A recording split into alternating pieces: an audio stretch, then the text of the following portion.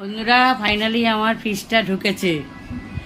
কালকে লোক আসবে, ওখান থেকে লোক এসে ওপরে তুলবে, তখন তোমাদের আবার দেখাবো। সুপ্রভাত বন্ধুরা, ঘুম থেকে উঠে পড়েছি, বাজারের তারায় উঠে পড়েছি, বাজার করতে হবে। আর তো যোগাব্যায়ামে যাওয়া হয়েই গেল, যেতেই পারছি না, এত গরম, যেতেই পারছি না।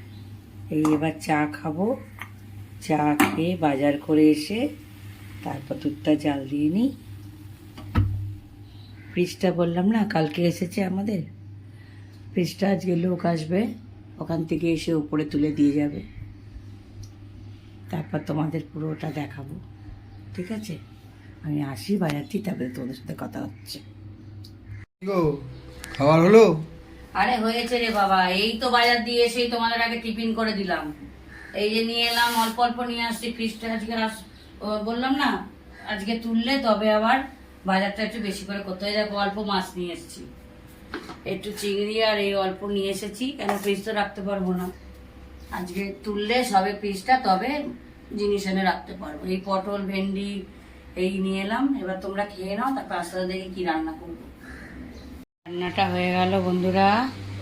আজকে এই পোনা মাছটা নিয়ে এসেছিলাম, কটা পেটিটা ঝাল করলাম, একটু কুমড়ো দিয়ে পেঁয়াজ দিয়ে ঝাল করে নিলাম।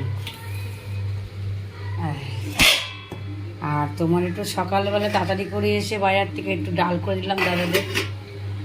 আর তোমার একটু পটল আলু দিয়ে চিংড়ি মাছের তরকারিটা করে রাখলাম, দুবেলা হয়ে যাবে।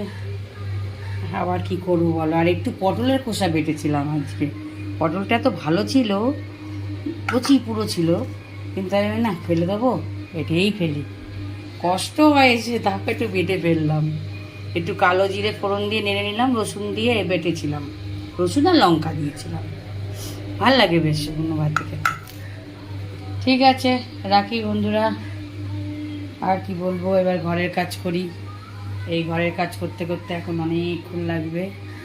এই ঘর গোছাবো, বিছানা গোছাবো, রান্নাঘর পুছবো, তারপর আবার কাল দেখা হবে। আবার ফ্রিজের লোকটা তাড়াতাড়ি আসবে বলেছে, 12:30 একটা নাগাদ। নিচে রয়েছে তো ফ্রিজটা আমার, উপরে তুলবে, এই যে লোক আসবে, এই জন্য তাড়াতাড়ি করছে। এখানটা না গুছিয়ে রাখলে অসুবিধা, এইখানটা থাকবে, এই জন্য রেখে একটু গুছিয়ে নিই। ঠিক আছে, রাখছি, হ্যাঁ, কাল আবার দেখা হবে, টাটা।